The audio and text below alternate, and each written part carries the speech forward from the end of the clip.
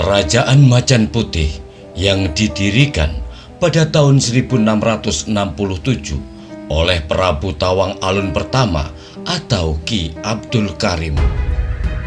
Luas keratonnya mencapai kurang lebih 5 km persegi yang sekelilingnya berpagar tembok setinggi 7 kaki, lebar 3 meter yang menyerupai tembok Cina.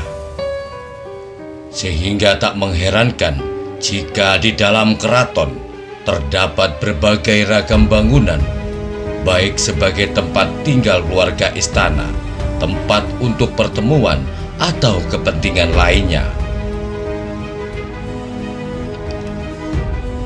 Pada bagian ketiga kali ini, tim petualangan wisata mistis melakukan ritual khusus guna memasuki dimensi masa lalu.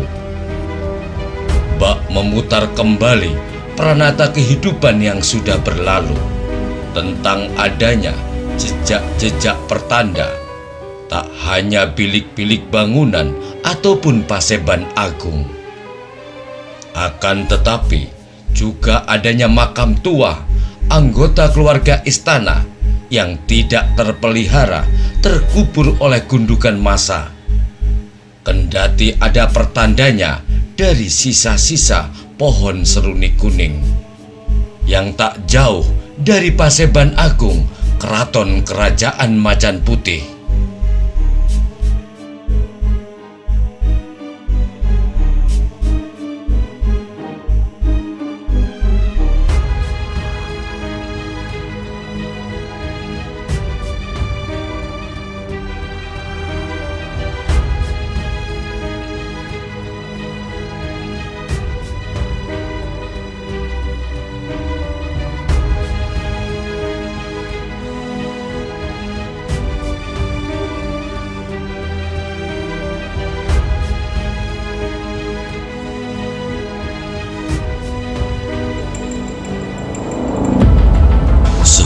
Kisi-kisi yang terberai. Ada yang mencoba memunguti, namun ada juga yang lalai.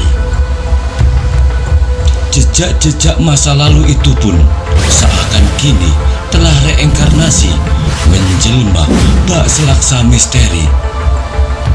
Napak tilas penelusuran di antara pintasan dimensi tentang adanya ada dalam ketiadaan, jua tiadanya tiada dalam keberadaan. Jangan lupa klik like, subscribe, dan share.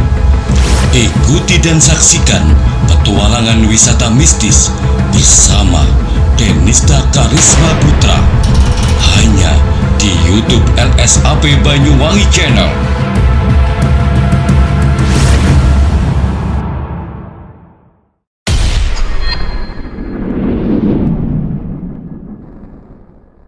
Assalamualaikum warahmatullahi wabarakatuh. Pemirsa netizen dimanapun berada, saat ini tim petualangan wisata mistis berada di sebuah area di mana tempat saya berdiri ini di masa lalu merupakan tempat yang sangat penting dan bersejarah, yakni berdirinya Kerajaan Macan Putih yang didirikan oleh Prabu Tawang Alun. Dan yang menarik, menurut catatan sejarah, bahwa istana atau keraton Prabu Tawang Alun yaitu seluas kurang lebih 5 km persegi. Dan ini tempat saya berdiri ini ada di ujung posisi pojok utara timur. Ini tidak sampai pada titik pusat pada wilayah keraton di masa lalu itu. Baik, di tempat-tempat ini juga banyak kami temukan batu bata merah yang berbagai ukuran. Sayangnya semuanya terkubur begitu saja.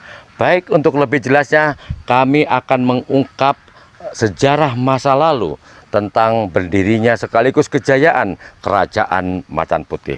Dan kami akan menemui seorang narasumber yang sudah siap di tempatnya, yang saat ini sedang bekerja untuk melakukan pembersihan sekaligus penemuan-penemuan tentang batu bata merah. kita menuju ke lokasi.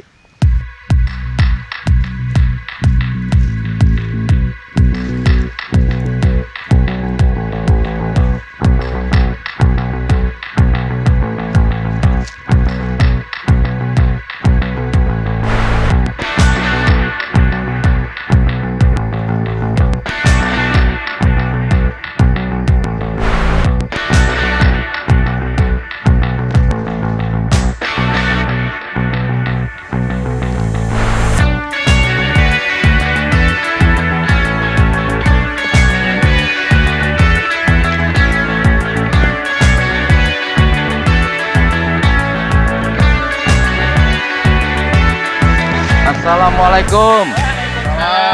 Alhamdulillah. Ya, hari repot getigi yo. Iki ricik-ricik. Padang panik hari ricik ya. Raton iki ya. Oh iya. Kira-kira tekan isun iki ganggu ta iki. Yo sing kang nanti sih. Oh iya. Parah sih kok. Alhamdulillah salaman tulung iki. Ya. Alhamdulillah. Ya. Ini pin enak nang kene ya. Nang kene enak. Tunggu-tungguan ulung ya. Ya, monggo kadung rokok ya, monggo. Ya ududan. Udut ya. Ya wes nang kene benes ben enak ya. Kok diri kok ya? Ya wis sing mlaku saya kepengin weruh. Pun takon-takon ning kanca jerene nang ndi? Kanca-kanca Kang Imam anu dione. Bek iku nang kono diskrecik ning Kraton Macan Putih. Yo iki kang ari akeh suket iki ya. Oh, 3. Ya. Jen monggo lu men enak ya. Ya wis oke. Ya wis Kang Imam iki ambi kanca-kanca kok tandang ngene kene. Kalian diceritane Kang Imam. Ya iki jare buyut iku nang kene iki ana makome sayu. Nang Mas Ayu ya iki salah sijine hang ana kemunine yang saiki ketok kae. Oh, tandane ya. Tanda berarti itu keluarga besar Kraton. Kang Imam, kadung iku enak awake dhewe iki cerita supaya bisa diartekno sapa bae wong sak Dayak. Basane kan awake dhewe saiki gesah basane basa Usingan. Ya. Kan di saumpama awake dhewe kok ini kan buka sejarah masalahnya ya. Basane basa Indonesia kalian. Ya masuk. Ya. Iki kanca-kanca anu ta iki. Mage kesel apa kalian iki mau ceritane? Ya Yo, ngepos lho. Ngempos Solo. Laut ya, laut tolong gitu ya. Laut itu kan istirahat Iya. ngepos ya. Ngempos. Baiklah pemirsa netizen dimanapun berada, ternyata Kang Imam beserta teman-teman ini namanya siapa? Kang Erai. Kang Herai. Terus ini Kang Paujai. Kang Paujai ya. Ini bersama Kang Imam Hidayat. Ini ternyata merasa terpanggil nguri-nguri sehingga datang dari rumahnya ke sini semata-mata ingin melakukan bersih-bersih ya. Ya. Bersih-bersih. Tempat ini kebetulan ini bagian daripada keraton di masa lalu Kang Imam ya. Masa lalu. Keraton Macan Putih yang didirikan oleh Prabu Tawang Tawangalun. Nah, itu kalau nggak salah itu kan kalau bicara Prabu Tawangalun itu kan pertama kali meninggalkan Wanabayu itu kan tahun 1667 Ya. menurut sejarah.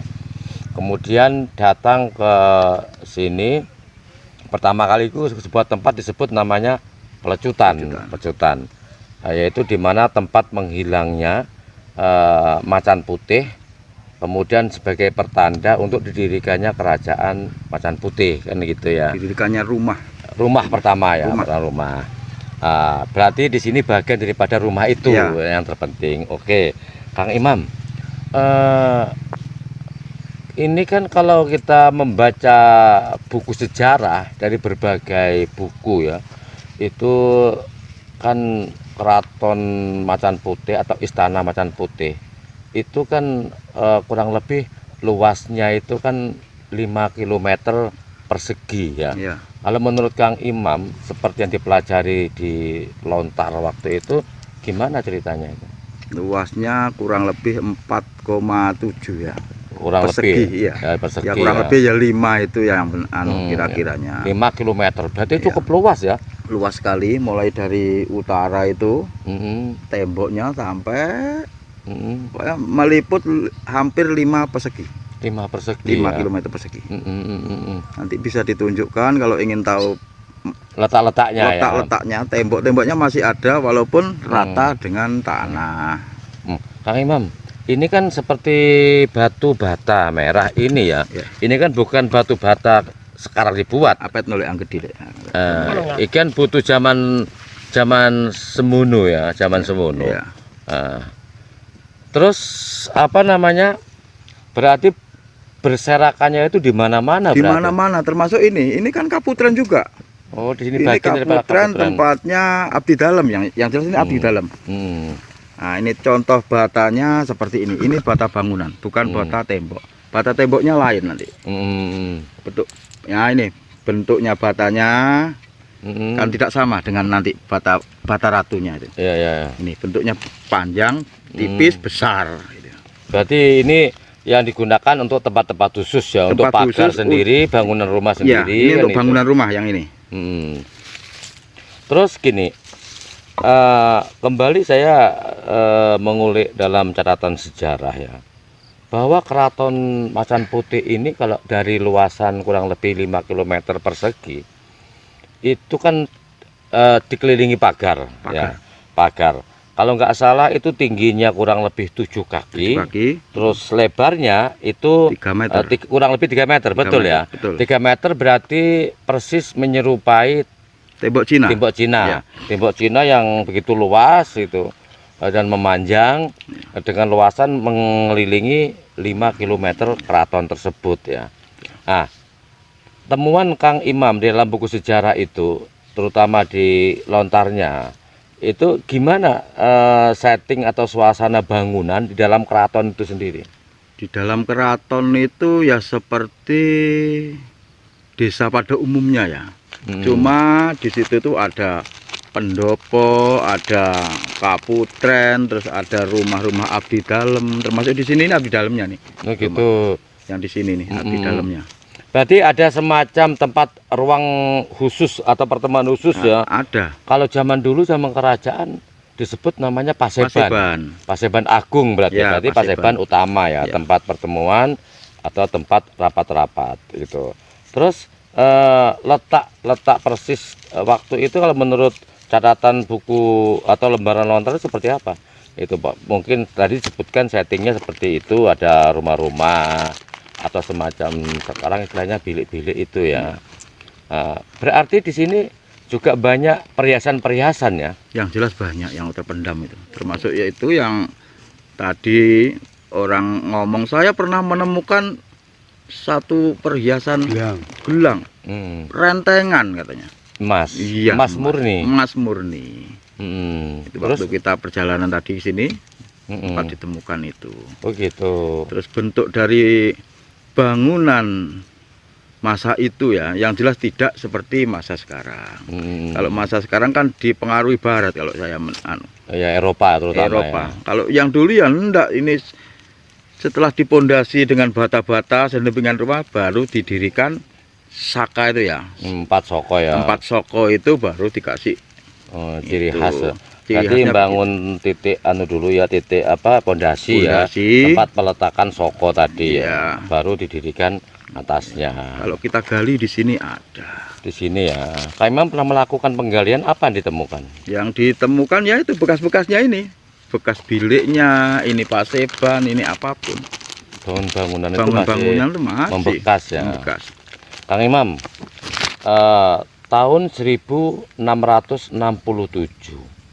Prabu Tawang Alun itu pertama kali datang ke sini dan mendirikan. Butuh waktu berapa lama untuk mencapai 5 hektar, kurang lebih 5 hektar itu? Itu butuh waktu 5 tahun 10 bulan. 5 tahun untuk menggarap sebuah keraton. Semua ini. Oh, semuanya itu ya. Semuanya ini. Ini dulu ini kan kalau di lontar itu begini bilangnya. Ini dulu gunung ya. Karena dia itu patuh sama Tawang Alun. Nah, jadi rakyat itu berbondong-bondong karena dia merasa ini pemimpin saya selalu memperhatikan saya. Jadi apapun yang dia bicarakan saya akan ikuti. Patuh ya. Patuh sekali. Akhirnya ada yang membuat bata, memotong pohon, membakarnya juga untuk rumah ini biar jadi keraton ini. Oh gitu. Oke, Kang Imam. Kerajaan Macan Putih, tempat kita duduk ini sekarang ya. Ini kan dari bagian penting dari keraton itu sendiri. Nah, kenapa itu Prabu Tawangalun memilih di tempat yang tinggi semacam bukit? Kalau nggak salah Macan Putih ini tempat kita sekarang ini duduk ini ya, ini dengan ketinggian itu kurang lebih 2000 ya meter di atas permukaan air laut. Jadi 2000 mdpl di sini nih. Nah, alasannya kira-kira apa? Kenapa Prabu Tawangalun memilih membangun sebuah istana atau keraton atau kerajaan di tempat yang tinggi? Itu sebuah, kalau diartikannya itu sebuah filosofi yang tinggi. Kalau kita berdiri di atas gunung, kita akan tampak ke gunung-gunung yang lain. Oh gitu. Kalau kita di bawah gunung tidak akan tahu seberapa tingginya gunung itu. Jadi kita kalau sudah di gunung, sudah tinggi begini, oh itu gunung tampak sekali keindahannya. Sebetulnya gunung kalau didekati ya sama saja. Artinya dengan kata lain cara filosofi bahwa tempat tinggi itu menunjukkan derajat ketinggian. derajat, ya. Nah, dan di tempat ketinggian itu nenek moyang kita ya. Ulung ya. Oh, anyang dai. Ulung tak nutukan tutuk Oh, kisah. oh tiga. Iya, wes, Masalah. sepuluh pisan. Sepuluhane sun Ya, wes, nawi ganggu ya. Sing tutuk kisah Kang Imam. Korek muka kan. Oh, coret. Coret niku wujud. Korek jadi. Pengen wujud tadi kok. Oh sing gue pengen bagian enak kisah ki ulun nutukan Ya wis, nih. tutuk kisah ulung ya. Sepurane ulung ya. Ya wis ya. Kesun Kang ya. Nggih, ya wis Kang. Oke, kita kembali Kang Imam. Berarti tempat tinggi itu menunjukkan satu sebagai untuk pandangan lepas, kedua menunjukkan bahwa pada tingkatan derajat berarti ya. Tingkatan derajat tertentu, ilmu tertentu, dan kawruh tertentu. Jangan lupa ada 3. Pertama, derajat, ketinggian pengetahuan dan kawruh. Kalau kita sudah kawruh ini tinggi, nanti kamu begini, kok nyatanya gunung kedhuwur katon teko kene. Itu kan orang bicara begitu, kadang orang kan persepsi itu gunung, padahal kita ini bicara kita. Uang itu pinter. Jadi kata orang tua tuh, le hati-hati kuali le. Sampai diartikan begitu karena apa? Karena dia dipandang mbah itu tinggi. Iya, derajatnya tinggi, pengetahuannya tinggi, kawruhnya juga tinggi. Gitu. Oke, Kang Imam, ini memang apa ya? Leluhur-leluhur kita ini sudah memberikan semacam keteladanan ya, juga menata peranata kehidupan sedemikian rupa sehingga kita bisa hidup saat ini ya. Bicara Prabu Tawangalun, selama ini orang pengetahuannya itu hanya Prabu Tawangalun kan itu. Nah sebenarnya pertanyaannya ya, Tawangalun ini nama seseorang ataukah sebuah gelar? Tawangalun itu sebetulnya sebuah gelar. Dulu itu ya, mulai dari Kedaton Padepokan yang benar ya, dari Padepokan Kedawung sampai ke Wanabayu sampai terjadi yang di Macan Putih. Namanya enggak pernah berubah. Tawangalun itu sebutan sebetulnya. Oh gitu. Ya, dulu itu kan ini hutan. Hutan belantara. Hutan belantara. Akhirnya dengan karyanya ya, dia dengan mengerti, oh kalau ini dibiarkan hutan belantara, berarti kita tidak hidup. Nah, akhirnya dipotonglah, dibuat tawang seperti alun-alun, dibuat persawahan. Nah, dari persawahan itu perut kita tidak merasa lapar, kita akan tentram di sana. Istilahnya terpenuhi semua kebutuhan dengan membuat tawangnya sebuah hutan tadi ya. Tawangalun bukan sebuah nama, itu sebuah julukan. Oh gitu. Apa arti Tawangalun itu? Tawangalun itu yang dulunya itu hutan belantara dipotong bersama-sama menjadi tawang seperti alun-alun. Ya, tawang itu berarti katakan terbuka ya. Terbuka rata sehingga tampak hamparan luas tidak lagi seperti sebelumnya yaitu hutan belantara. Alun berarti ini menjadi pusat semacam berkumpul atau alun-alun itu berarti Ya ya. seperti ya lapang, tak seperti tanah lapang. Ada juga yang mengartikan itu sesepuh saya itu alon-alon. Jadi membuka sesuatu yang lapang itu secara alon-alon. Berarti itu hubungannya dengan pembangunan keraton butuh waktu 5 tahun 10 bulan. 10 bulan. Makanya Prabu Tawangalun tidak pernah ditulis di situ nama. Sebetulnya dia punya nama. Nah, oke. Ini menarik ini. Prabu Tawangalun, Tawang Alun. Ternyata ini ada nilai filosofi penerjemahannya membuka sebuah hutan menjadi tawang atau lapang. Yang satu mengartikan nenek moyang itu alon-alon. Ketika membangun memang butuh waktu kurang lebih 5 tahun 10 bulan. Sehingga mampu membangun kurang lebih sebuah keraton 5 hektar berkeliling ya.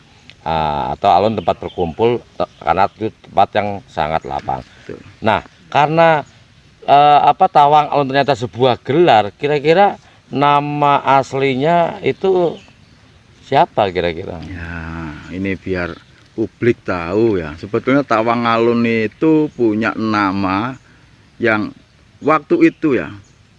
Itu orang nyebut Syekh. Ki, bukan Syekh ya, Ki. Ya sekarang Syekh. Itu namanya Abdul Karim. Abdul Karim. Abdul Karim namanya. Tawangalun itu Abdul Karim. Abdul Karim asli nama dari orang tuanya itu. Sebentar. Tawang Alun itu sebuah gelar. Abdul Karim itu nama aslinya. Nama aslinya. Berarti nama Islam berarti. Nama Islam. Oke. Ini yang dimaksud Abdul Karim ini Tawang Alun yang keberapa? Tawangalun 1. Oh, berarti yang pendiri itu berarti pendiri ya? itu Tawangalun 1 itu Abdul Karim namanya. Yang orang nggak pernah tahu tuh, jarang disebut. Karena adanya di Lontar itu. Oh gitu, Iya, hanya di Lontar. adanya di Lontar. Ada berapa Tawangalun sebenarnya? Ada 4. 4. Satu Tawangalun pertama yaitu Ki Abdul Karim. Ya itu yang di Kedawung itu Ki Abdul Karim. Sebetulnya Tawangalun pertama yang di Kedawung itu. Ya yang pindah terus ke Wanabayu. Ya setelah Tanpa Uno meninggal dipegang Tawangalun, dia membuka Tawang daerah Kedawung dan Alian dan seterusnya itu. Karena suatu kudeta dia lari ke Bayu. Oleh adiknya itu Wilobroto itu. Jadi juga Tawangalun itu sama orang satu. Orang satu. Ya. Nah, yang ketiga di sini nih. Untuk Tawangalun 1 ini ya 3 kali pindah. Iya, pertama di Kedawung, Wanabayu dan di Macan sini. Putih. Sekaligus mendirikan berarti ya. Ya, sekaligus mendirikan. Setelah wafatnya Tawangalun yang disebut Abdul Karim ini, baru keluar Tawangalun 2. Yang namanya Karta Rajasa. Anaknya itu. Oh, anaknya Tawangalun. Ya, itu Tawangalun 2. Yang ketiga Mas Danu. Danu nama lengkapnya apa? Danurjo. Danurjo, jejuluknya Danurjo. Yang keempat Danu Ningrat yang di Wijenan. Oh gitu. Dia hanya 4 berarti ya. Hanya 4. Dan masing-masing ya 5 sebetulnya. Yang 5 berapa? Yang 5 Agung Wilis itu. Oh. Itu juga Tawangan 5 bisa jadi disebut Tawangan 5. Tapi kebanyakan orang Mas Agung Wilis sudah. Oh gitu. Zaman segitu ya. Jadi hanya terpisah dari gelar-gelar Tawangalun. Ya nanti secara khusus Tawangalun 2, 3, 4 nanti dibahas secara khusus juga ya. Oke, kita kembali ke keraton di sini ya. Kang Imam, tempat ini sebagai keraton ya. Keraton berarti di sini kan terhubung dengan roh-roh atau sukma-sukma masa lalu. Ini aja kita sekarang udah jam berapa ini? Hampir jam 5 ya. Hampir jam 5. Kira-kira ada enggak mengingat dulu ini ada peranata kehidupan dengan segala penghuninya, ada enggak selama Kang Imam sering kesini penampakan mungkin? Ada. Penampakan harimau itu biasanya ya menurut orang sini yang termasuk yang punya kebun ini ya harimau putih. Nanti habis ini saya tunjukkan itu di situ nanti ya, biar apa itu? Ya ada di situ ada petilasan. Nanti saya tunjukkan biar pemirsa. Petilasan siapa itu? Ya Tawangalun juga. Oh gitu. Ya. Oh istilahnya petilasan Tawangalun. Ya. Termasuk nanti kita yang utama pertama ke pelecutan. Oke. Mungkin ada lagi Kang Imam yang ingin disampaikan? Yang jelas kalau kita tadi bicara gunung ya. Tadi itu bicara gunung. gunung, kalau kita sudah jadi gunung atau kita sudah berdiri di gunung, kita akan tampak gunung manapun. Dari barat, timur, utara, selatan. Dan bisa leluasa melihat sana-sana. Kita bisa melihat ke mana-mana. Makanya kalau sekali jadi gunung, sudahlah. Kita tetaplah jadi gunung. Oke. Itu yang paling bermanfaat kita sampaikan. Baik pemirsa netizen dimanapun berada. Demikian tadi bincang-bincang kami dengan mendasarkan selain buku-buku sejarah juga lontar Kang Imam ya. Nah lontar ini kebetulan pernah dibacakan oleh orang suruhannya almarhum Pak Samsul Hadi ya, selama menjabat sebagai Bupati Banyuwangi periode 2000-2005 ya itu. Nah ini nanti kita akan melanjutkan saat kapan pertama kali Prabu Tawang Alun itu menjejakkan kakinya, kemudian menghilangnya macan putih, termasuk petilasannya Prabu Tawang Alun. Mudah-mudahan bermanfaat kita nguri-nguri budaya warisan leluhur dengan segala peradabannya di masa lalu. Salam budaya berbasis kearifan lokal. Wassalamualaikum warahmatullahi wabarakatuh.